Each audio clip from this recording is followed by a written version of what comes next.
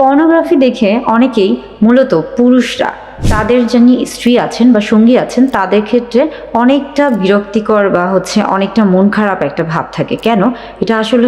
যে আমরা পর্ন যখন দেখছি বা পর্ন যখন উপভোগ করছি সেক্ষেত্রে পর্নে কিন্তু একটা কাল্পনিক বিষয় তৈরি করা হয়ে থাকে এবং সেখানে যিনি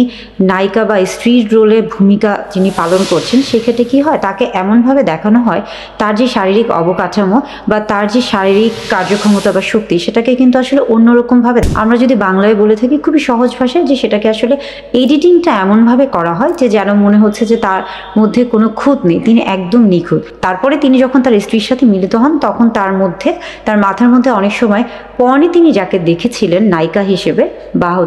স্ত্রী হিসেবে তিনি মনে করছেন, তখন তিনি তার সাথে একটা সামঞ্জস্য খুঁজে বের করার চেষ্টা করেন এবং এর ফলে হয় কি যে তার ওই যে একটা বাস্তব যে জীবন এবং তার সাথে কাল্পনিক জীবনের যে বিষয়গুলো সেটাতে তিনি কিন্তু সাদৃশ্য খুঁজে পান না এবং এটা নিয়ে তিনি অনেক সময় একটা অস্বস্তিতে ভোগেন কিংবা তিনি মনে করেন যে তিনি সন্তুষ্টি হচ্ছেন না বা সন্তুষ্ট লাভ করছেন না। এই বিষয়গুলো কিন্তু আসলে তাদের দাম্পত্য জীবনে একটা দাম্পত্য কলহ তৈরি করে। প্রাথমিক অবস্থায় হয়তো বা এটা অনেকেই মনে করে যে এটা কোনো বিষয় না এবং মনে করে যে ঠিক আছে এটা শুধু আজকের একটা ঘটনা বা সাময়িক একটা বিষয়, কিন্তু আস্তে আস্তে যখন এই জিনিসটা প্রতিনিয়ত চলতে থাকে তখন কিন্তু দুজনের মধ্যে একটা দূরত্ব তৈরি হয়ে থাকে এবং যার ফলে কিন্তু তারা বিভিন্ন রকমের সমস্যায় ভোগেন। পুরুষদেরকে অর্থাৎ স্বামীদেরকে আমি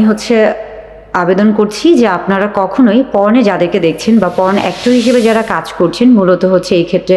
নারীদেরকে বুঝাচ্ছি যে তাদের সাথে আপনাদের বাস্তবিক জীবনে যারা স্ত্রী রয়েছেন তাদেরকে কখনোই কিন্তু মেলাতে যাবেন না, কেননা আপনার সেই জগৎটা কিন্তু একটা কাল্পনিক যুগ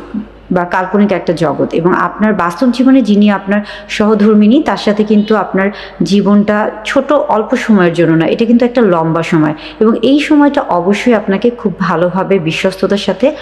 পালন করতে হবে।